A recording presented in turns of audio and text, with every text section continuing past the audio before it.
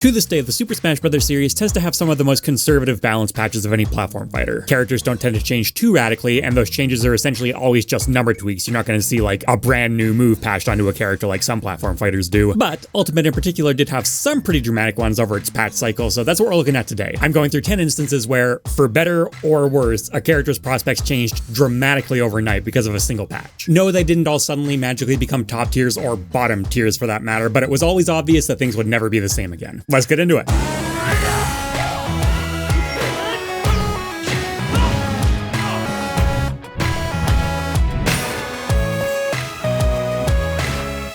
Kicking things off with one a lot of people were very happy to see, Jigglypuff, patch 6. If you followed Smash 4, and maybe even if not, you may well have heard the phrase buff the puff at some point, because throughout most of that game's lifespan, she was considered to be the worst character in it, and honestly opinions never really rose much higher, and the devs absolutely refused to touch her for some reason. In Ultimate, it almost seems like they were writing her an apology letter because she got a lot of love in the patches, but patch 6 in particular just completely opened the floodgates. To start, she used to have by far the laggiest air dodge in the entire game, not even close, which is kind of a big deal for a character who's entirely air-centric. This was fixed up. She still has a slow air dodge overall. Directional air dodges in Ultimate are tied to how long it takes your character to fall a certain distance, so in other words, the floatier you are, the laggier your air dodge is, but it used to be dramatically worse. Very, very nice quality of life change. A smaller one, they made rollout charge up faster, which is like, okay, sure, whatever. Now we get to the juicy stuff though, the playstyle defining stuff. The tamest of these was to Pound, which now does 2 more frames of hit stun and gains a shield stun multiplier of 1.5 times, so in other words, it's way safer on shield than it used to be. It was already a very important move for Jigglypuff, so now the ability to get more reward off it and use it more safely, that was very welcome. Even more welcome though, forward throw got a brand new angle. This is now one of the lowest launching forward throws in the game, which is such an inspired change. I love that. They didn't take the obvious approach of just giving her throw combos or something like that, which you can't really do with rest in the picture. So what they said as an alternative is, hey, Jigglypuff is supposed to be this edge guarding beast, let's make it easier for her to set up edge guards. It's still not a kill throw, she still has to go out there afterwards, but she's so much better positioned to do that now. Arguably an even more fundamental change though, and this is the final one, was to down air, which now auto cancels in a short hop, and that changed everything. Because this means that Jigglypuff now gets consistent combos off down air, including looping into itself. These are the most consistent, rewarding combo routes that she has, and it's one of the main things that you see Jigglypuff players fish for. She couldn't do this before. It opened up entire new branches of gameplay for her, and it's not that hard to fish for because it lingers for so long and can be surprisingly hard to punish, and she has such great airspeed that it's actually a pretty good neutral tool. When I made my every Smash character's best move video for Jigglypuff, I said it was down air, and you're welcome to argue with that placement. She was one of the toughest characters to decide on, but what I'm getting at for this video is pre-patch 6, I never even would have glanced at down air as a contender. Oh, and by the way, even outside of the auto cancel stuff, it just has less landing lag overall now, which means that she can combo it into rest. So yeah, we're off to a pretty insane start already, but now moving on from a series of just pure, strictly explosive buffs to one of Ultimate's few proper character overhauls, Ike, patch 8. Earlier on in Ultimate's life, Ike was arguably the most one-button character in the entire game. Everything he had revolved around neutral air. You wanted damage, neutral air. You wanted to kill, neutral air. You wanted to play neutral, neutral air. Patch 8 didn't entirely change that. Neutral air is still far and away his best move, but they did change his overall playstyle to be considerably more diverse and healthy. First off, they nerfed neutral air. Yeah, that had to happen. They didn't do anything overly clumsy like giving it bad frame data or something like that. I like the direction they took. All they had to do was bump its knockback scaling up a bit, which meant that it was still a safe move to use in neutral, and he still got good combos off it, but if you wanted to go for kill confirms, those ended a lot earlier than they used to, and stuff like ladder combos on platforms became less consistent as well. Strictly speaking, this was a trade-off, not a nerf, because while the band that he had for kill confirms was much narrower than it used to be, it did start earlier as well because his opponent was popped higher into the air, and if you eventually had to just kill with neutral air, it would do that earlier as well. I also like that they left the back half of the move, which is the trickier to land and more rewarding part, pretty much completely intact. They did shrink its hitboxes down a bit, but I've never noticed a difference. It really wasn't that much. So if you want to go for slightly more skillful, high precision setups, he can still do those. But who are we kidding? It was a nerf and a pretty hefty one, which sucks, but that did allow them to go in and buff a lot of other stuff up in compensation. Sure, neutral air's knockback scaling going up was a bummer, but dash attacks went up too. A lot. And this is now one of the most absurd kill moves in the game. It feels DLC, it feels fake, it feels buffed. I don't know what to call it. Like, it's so disproportionately powerful, it seems like cheating. Down tilt, on the other hand, had the opposite treatment. Its knockback scaling was brought way down, so it's now a much better combo move than it used to be. Forward air now has 8 less frames of ending leg than it used to, not landing leg, unfortunately, but ending leg still makes it much better for edge guarding situations, which is a common scenario you find yourself using that move. It is still safer on shield now though, because in addition, its damage output was also increased by 1.5 points, and damage is part of the shield stun formula. It's also part of the knockback formula, and this sadly they did somewhat compensate for, so he didn't get the full-on meat cleaver back that he's had in previous games, but still a welcome addition. And then there was Ether. It got a humble change. The first hit no longer clanks with other moves. That's a nice boost. And then it got a very, very not humble change, a new angle, and way more knockback scaling that let it kill like 50% plus earlier than it used to. Ether used to be somewhat of a niche move in Ice Kit. Yeah, the armor was nice and you did see Ike players using it. It lasts for a decently long time, but the risk reward still wasn't particularly amazing. It's still pretty much just as risky as it used to be, but the reward is now unambiguously worth it. For post-patch Ike, you routinely see him finish off stocks this way. And it also means that you don't even need to go for kamikazes anymore if you want to cheese your opponent off stage. A simple reverse Ether where Ike is allowed to land still does the job just fine. This definitely deserves to be on the list by sheer impact alone, and it's also one of my personal favorite changes to any character. Ultimate's patches are definitely better than Smash 4's, where way too often it just kind of felt like they were throwing darts at a wall. But better doesn't mean perfect. They don't always escape that feeling. In the case of Ike here, though, it's a relatively nuanced,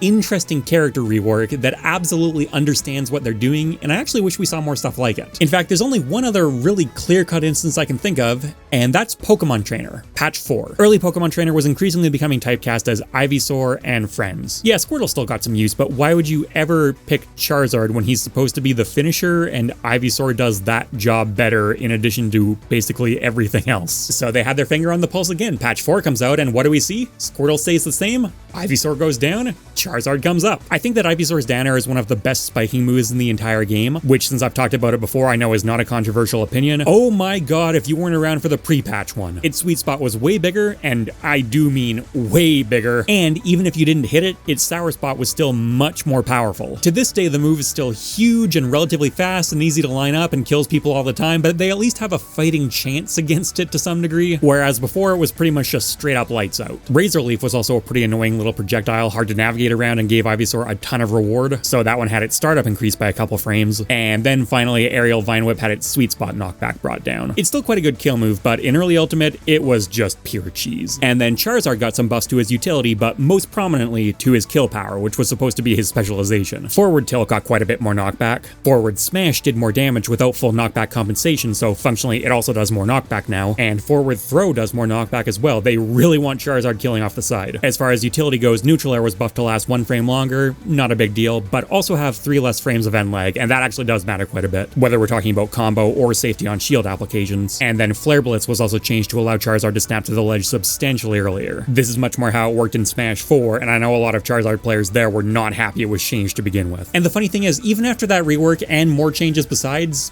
Pokemon Trainer's play pattern is still often pretty much the same. You still rarely see the majority of Pokemon Trainer players opt to use Charizard, and when they are, it's often for some kind of transitional use, like I need to get back to the stage, then switch back to the other one, or I tried to switch back to Squirtle and ran out of time, so I'm stuck for a bit. So you could almost argue this patch doesn't belong on the list, but no, it did so much. So we brushed up against some nerfs, but now we're diving in deep.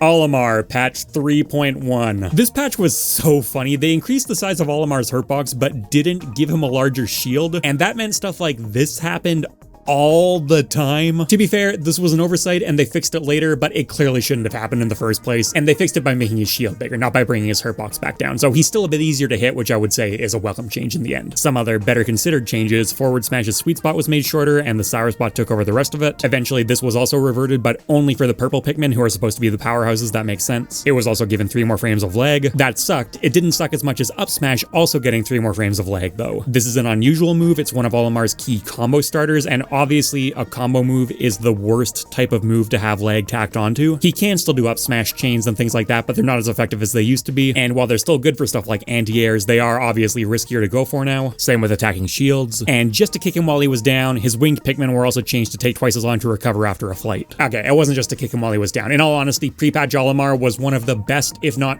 maybe even the best character in the entire game, and quite frankly, he was so toxic and not fun to fight against at all, and the game would not be in a healthy state if he was is allowed to stay that way. So most of those changes I'm totally on board with. The hurtbox thing though. And I will also say this wasn't necessarily the perfect way to nerf him because most of what they did was removing his offensive pressure, which functionally just kind of pushed him in an even campier direction, but still, compared to the pre-patch version, I'll take it. Okay, back to something a little more inspirational. Incineroar. Patch 8. These patch notes honestly read like a fever dream. If you ask most people what Incineroar's best move is, they're probably going to say Revenge or Alolan Whip. I know because that debate's broken out in my comments many times, and both those moves were buffed here. Revenge had 4 frames of Vending Leg shaved off it, and it's not like it's safe to just shuck out, but it's never been a particularly unsafe counter by pure frame data, and also because Incineroar keeps falling while it's out, unlike most counters which stall you in the air, so this made it even less risky to use, and also they just went in and buffed the damage multiplier. And then Alolan Whip is crazier if anything. It got faster, it went from frame 18 to frame 16, and 2 frames is actually a really big deal considering the scrambles and pseudo combos and tech chases you find yourself using that in, on top of it being a recovery move, and its knockback was boosted. It is one of the best sheer kill moves in the entire game now. Utility buffs and power buffs on what were already arguably his 2 most important powerful tools. What more could you possibly ask for? As it turns out, actually quite a bit. We're not done. All of his grabs were sped up by a frame, another move type where each individual frame actually matters quite a bit, especially because you can do them out of shield. All the better to take advantage of his new forward throw, which was already a kill throw and then got more knockback. And then, just for good measure, up smash also got more knockback. Why not? It's absurd how much Incineroar got here, and the thing is,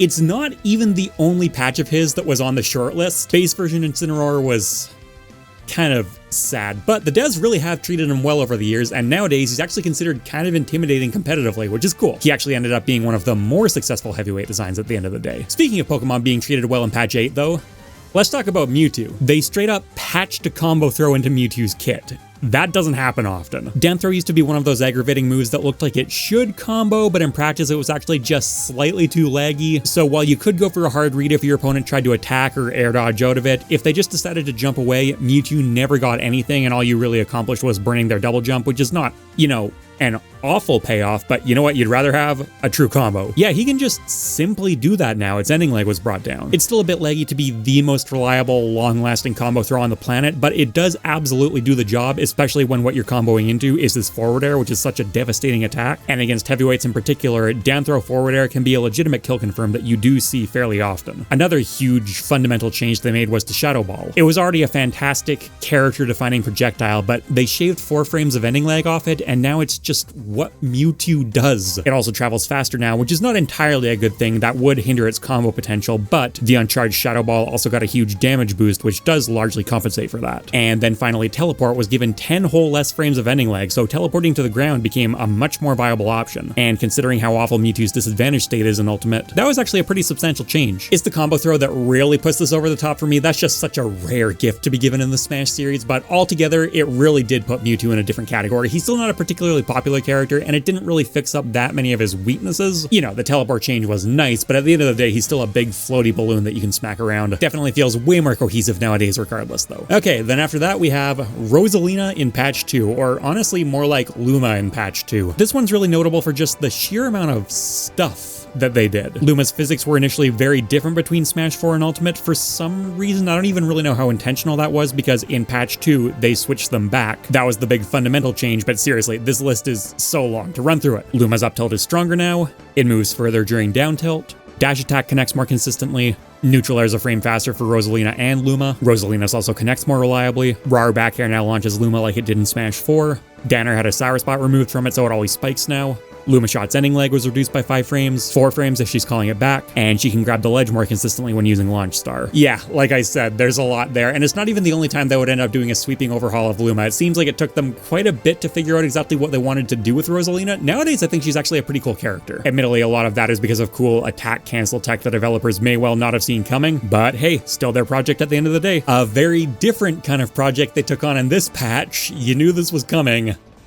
Pichu in patch 3.1. Oh my god, they took him out behind the barn. Pichu in the very early days of Smash Ultimate was considered a candidate for the best character in the game. Now, that opinion was already falling off. As people got better at Ultimate, it seemed like Pichu's strengths had just been easier and therefore quicker to figure out compared to other characters which were catching up to and surpassing it even. Whether Pichu would have stayed at top tier is debatable. I would honestly even say unlikely, but it's a moot point because patch 3.1 came out and that was the end of Pichu as we knew it. Similar to Olimar in the same patch, patch, Pichu was given a larger hurt box, which somehow ended up making it bigger than Pikachu. Thankfully, unlike with Olimar though, they did have the foresight to also increase Pichu's shield size, so that wasn't as much of a concern. What was a major concern though was forward tilt, which used to be Pichu's go-to kill move and one of the most feared kill moves in the game, and afterwards was acceptable, passable, and then what still might be the real nail in the coffin, we had recoil damage. Pichu's electrical attacks also famously damage it, which back in Melee was supposed to be kind of the joke character factor.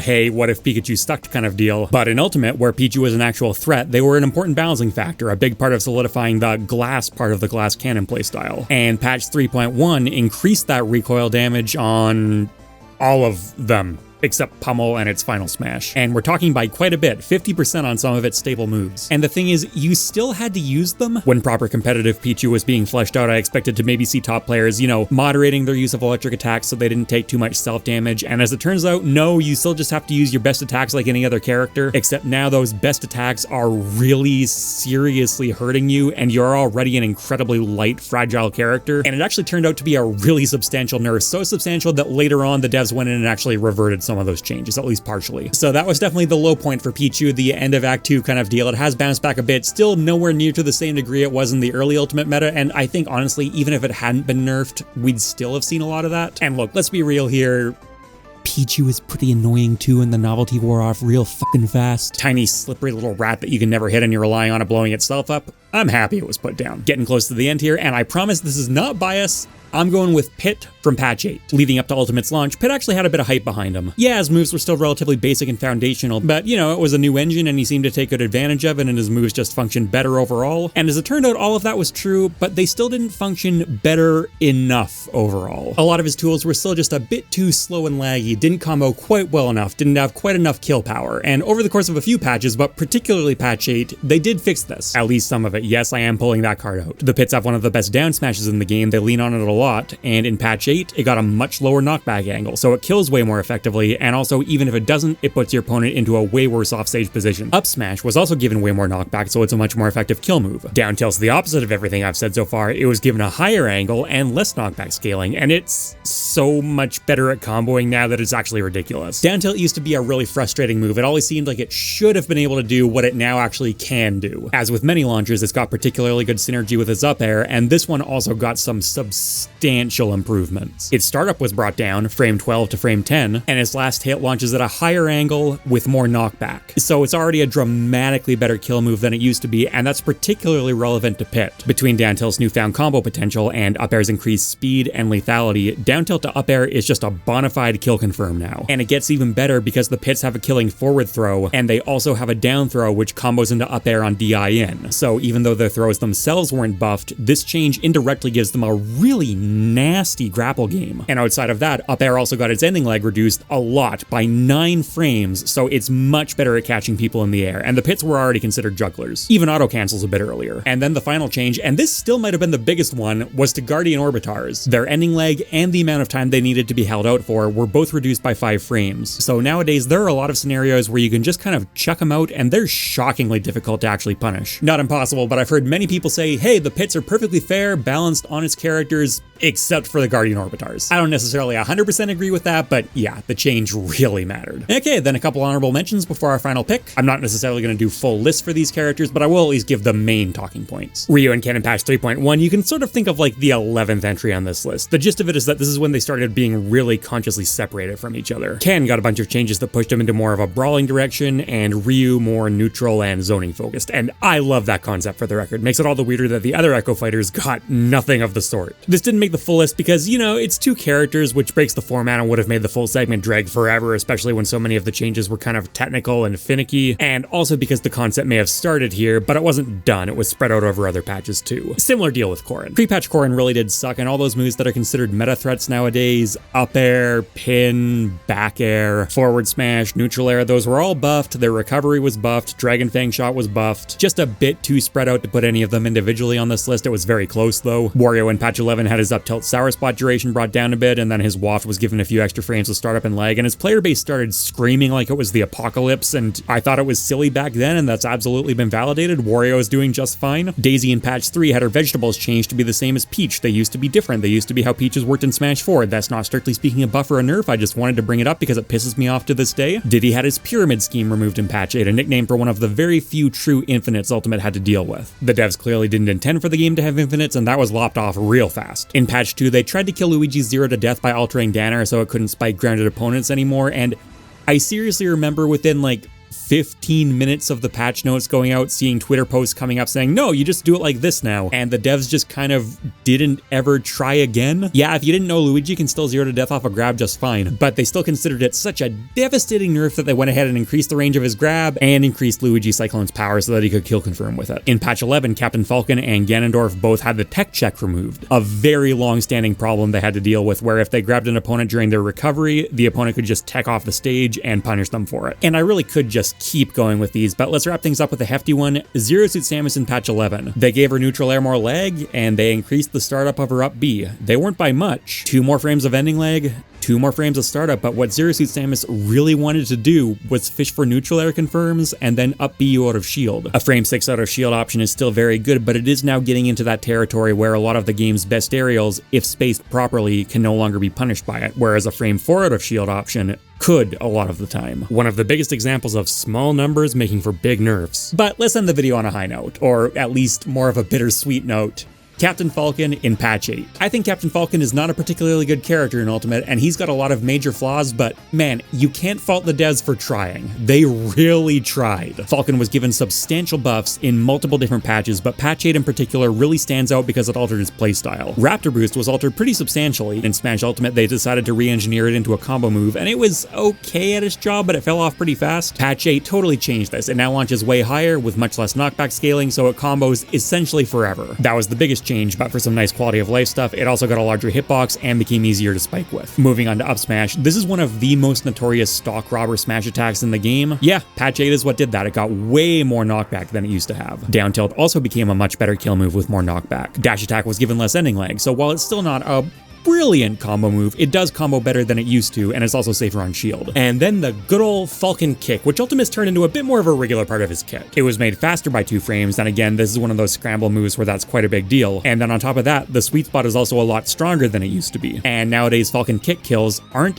actually that rare. Captain Falcon's a tricky character to balance, and I would say that if the patch cycle had gone on for longer, he still probably would have needed more, which I can actually make a case for plenty of characters on this list. But overall, Ultimate's patches were definitely a big step in the right direction, especially because we actually got at least some semblance of patch notes this time. It's insane that Smash 4 didn't do that. Hopefully that trend continues into the inevitable next game, and also hopefully they keep patches going for longer after the DLC wraps up, because people didn't know about some of this Steve stuff until patches were long gone, just saying. But for now, I think that'll do it. Thanks for watching, everyone. This list took a long time to assemble, and I know a lot of other characters could have been on here. Feel free to make your case for any of them. Likes and comments really help videos out in YouTube's algorithm, so if you think this one deserved it, appreciate it. You can check out another video here, video on my main channel, MockRock here, and patrons, members, and subs get perks like early videos and Discord access. Later, people.